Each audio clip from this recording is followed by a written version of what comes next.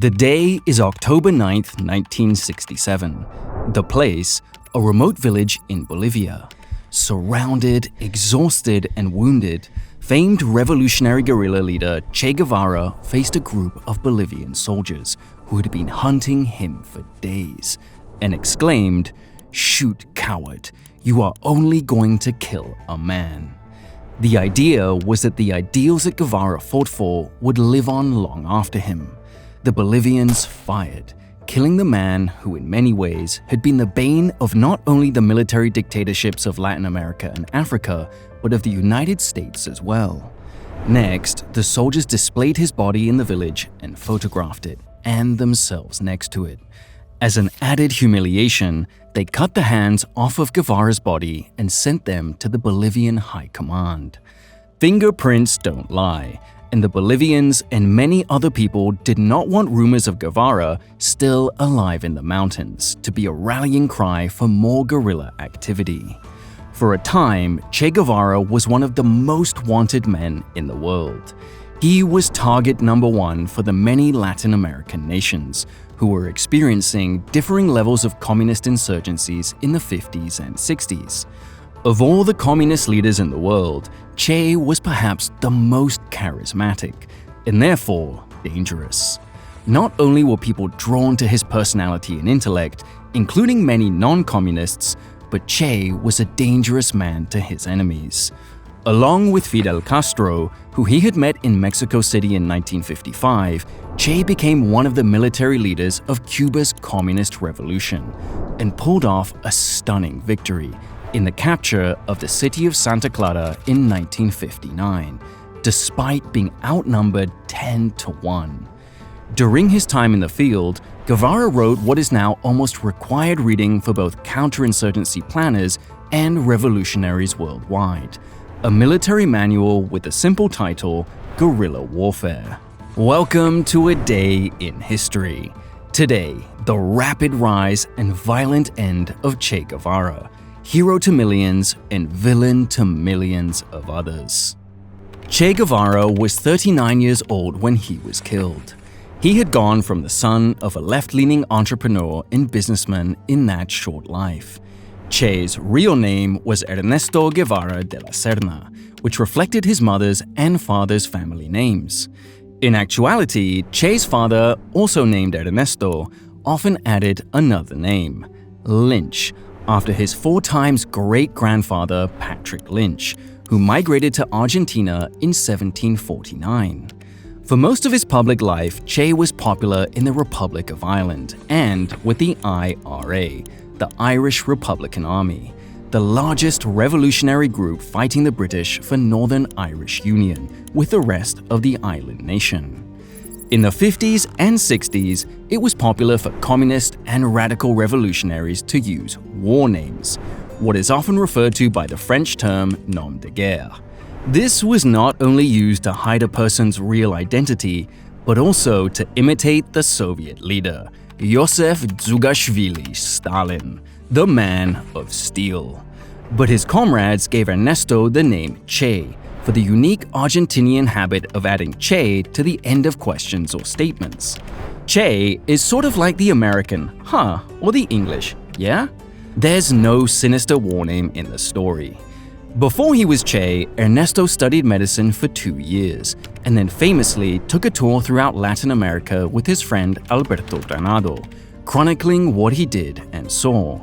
His diaries were later published as a book called The Motorcycle Diaries, which was made into a critically acclaimed 2004 film.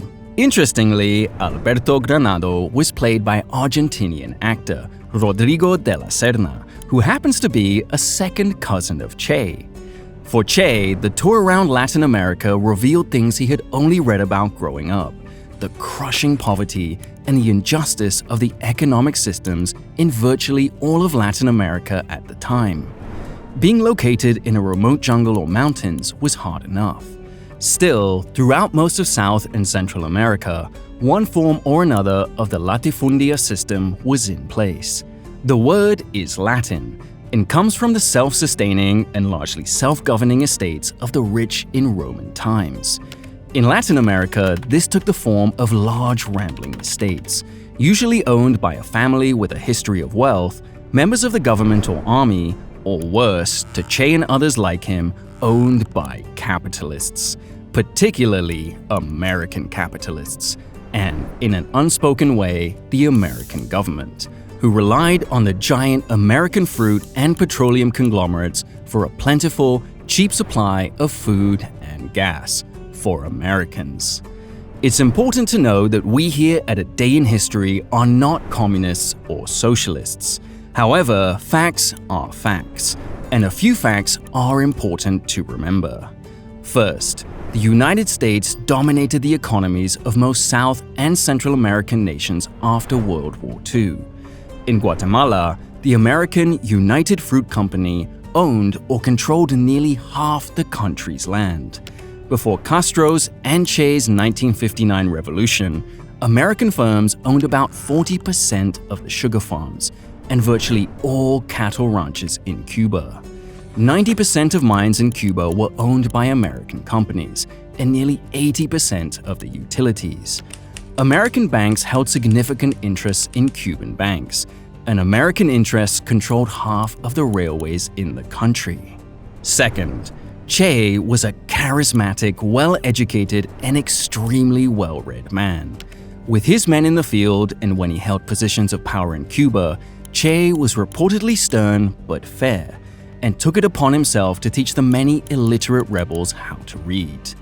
When speaking to foreigners, giving interviews, or off-duty, he could be funny and very insightful. On tours in Europe and elsewhere, Guevara often left journalists from right-leaning papers or countries stunned and speechless with his answers. Third, the poverty in Latin America and Africa, where Che briefly tried to organize a communist insurgency in 1965, was, and still is, very real. Infant mortality was high. Death from easily preventable diseases was high because of a lack of doctors, education, and medicine. Hunger and sometimes starvation were a regular occurrence. Worse was the general indifference to this suffering by right-wing dictatorships and the American support propping them up, which made it much easier to recruit followers for the communist cause. Those are the facts. It's also a fact that Guevara personally killed a large number of men and women, either directly in field executions or after he became a powerful official in Cuba, and ordered the deaths of many people accused, sometimes rightly, often wrongly, of anti-revolutionary activities. One of the interesting things about Guevara was that despite his ruthlessness towards enemies of the people, he could be quite compassionate to those he empathized with. His trip through South America wasn't just the trip of a young man from a successful family looking for adventure, or to see how the other half lived. Che had had a medical education, and while not a doctor, was trained enough in first aid and basic medical care that he could truly help some of the people he met along the way. A few years later, when a freighter filled with Belgian-made weapons destined for Fidel's army exploded in Havana Harbor, Che was on site, giving first aid. It was not a publicity stunt. For many people, seeing the utter poverty of villages and towns throughout the continent would leave an impact, one which they might talk to their friends about when they got home, but an impact that would fade with time and life. For Che, the trip was life-changing. Having read in both Spanish and French most of history's great philosophers, from the Greeks and Romans to the French existentialists, he was also exposed to leftist political writings and theories in his travels. He became attracted to the works of Karl Marx and Friedrich Engels. Within a short time, he was calling himself a communist. The events that had truly put Che over the top into becoming a communist true believer was witnessing events in Guatemala in 1954. Democratically elected in 1950, President Jacobo Arbenz had been working to reduce American influence in and ownership of his country. This naturally put him on a collision course with not only powerful American economic interests, but with the Eisenhower administration as well. The more Arbenz pushed, the more the Americans pushed back. fomenting unrest and organizing right-wing paramilitaries.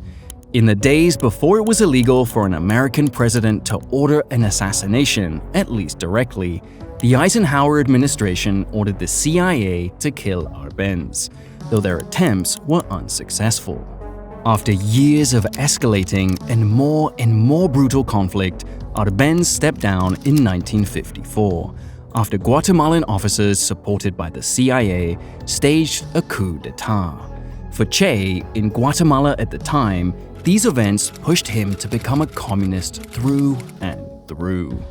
As you heard, Che met Fidel Castro and his brother Raúl, who ruled Cuba for a time after his brother died in 2016, in Mexico City in 1955. In Fidel, Che saw a kindred spirit who also shaped Che's world outlook and vice versa. The Castros were from a wealthy family and had received a private boarding school education.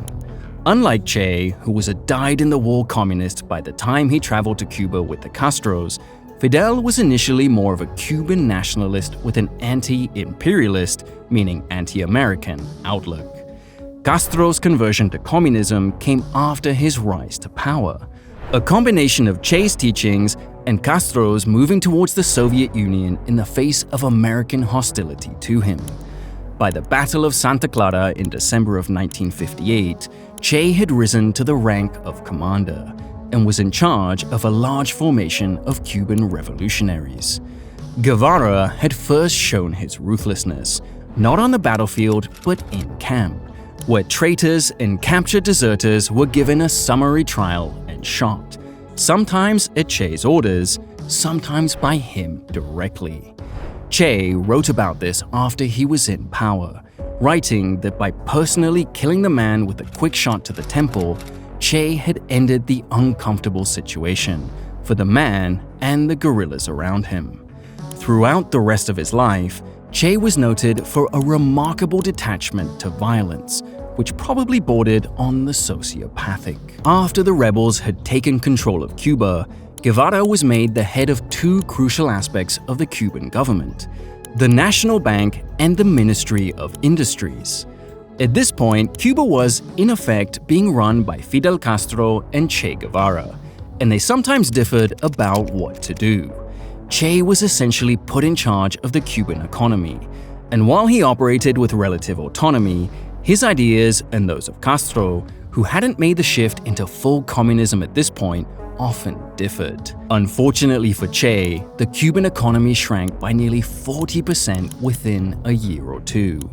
With the United States, formerly the biggest importer of Cuban sugar by far, stopping its importation, the lingering effects of the war, and radical planning that threw out everything old, including the things that worked, Cuba was forced to import food, gas, and more from other nations.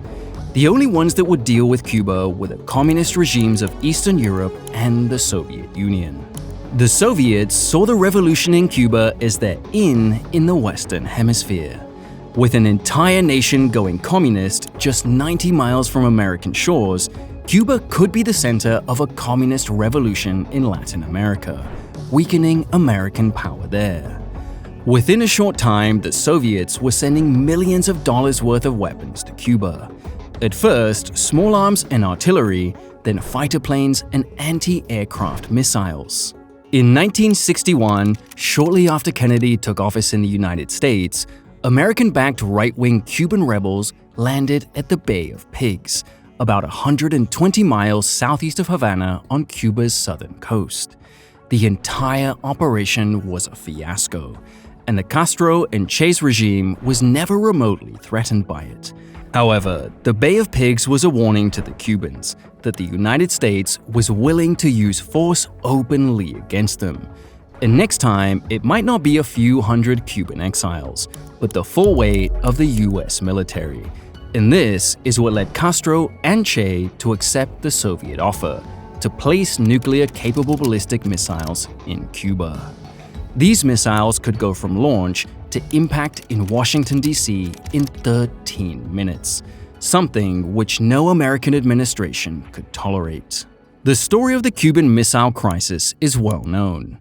After 13 agonizing days, the Soviets agreed to move their medium-range missiles from Cuba, among other things. What most people didn't know was that while the Soviets retained control over them, Che had called for the use of nuclear missiles should the United States attempt an invasion. What's more, what the USA did not know until the 1990s was that Soviet tactical nuclear weapons, some fired from artillery, remained in Cuba into the 1980s, and that Che had advocated their use after the crisis had ended. Throughout his life, Che harbored a fanatical hatred for the American regime, not the people, but the capitalist system. By the mid-1960s, Che's influence in Cuba was waning. He had publicly admitted that he had made mistakes in running the Cuban economy, stepped down from his positions in Cuba, and committed himself to world revolution. In April 1965, Che traveled to Africa for a goodwill tour for Cuba, which he excelled at. After a few months in Africa, he briefly returned to Cuba, assembled a small cadre of Cuban military advisors, all who had fought in the revolution, and went to the Congo to begin what he hoped would become a continent-wide communist revolution. Che was a brilliant revolutionary organizer, but Africa, despite being even poorer than most countries in Latin America, was not like Latin America in most other ways. Most people were illiterate at the time. Most had never heard of communism. Many had no conception of the outside world. Even though Che spoke French, which was widely spoken in the capital of the former French colony, hardly anyone else outside Kinshasa did. Making things worse was the climate. And though Che had always fought through it all of his life, the asthma attacks he had in Africa were debilitating. After a few months, Che left Africa to begin a new revolution, this time in Bolivia. Before his death, Che was a popular figure in Cuba and worldwide. In 1960, at the memorial service for the victims of the freighter explosion, photojournalist Alex Corda took one of the 20th century's most famous photographs. The photo was published in Cuban papers and a couple of international papers at the time. But it wasn't until after Che was killed in 1967 that college students in the US and Europe, and especially France, began papering their walls with Corda's picture. By 1967, the Vietnam War was in full swing. The civil rights movement was spreading throughout the US, and many people were looking for alternatives to the system. In 1969, Che was even memorialized in Hollywood by what many critics called one of the 5 worst movies ever made. Che starred Egyptian movie star Omar Sharif as Che and white American Jack Palance as Castro. It went downhill from there, which is sad because Che Guevara was a fascinating man, despite his many flaws and ruthless adherence to a truly oppressive form of government. Thank you for watching. See you next time.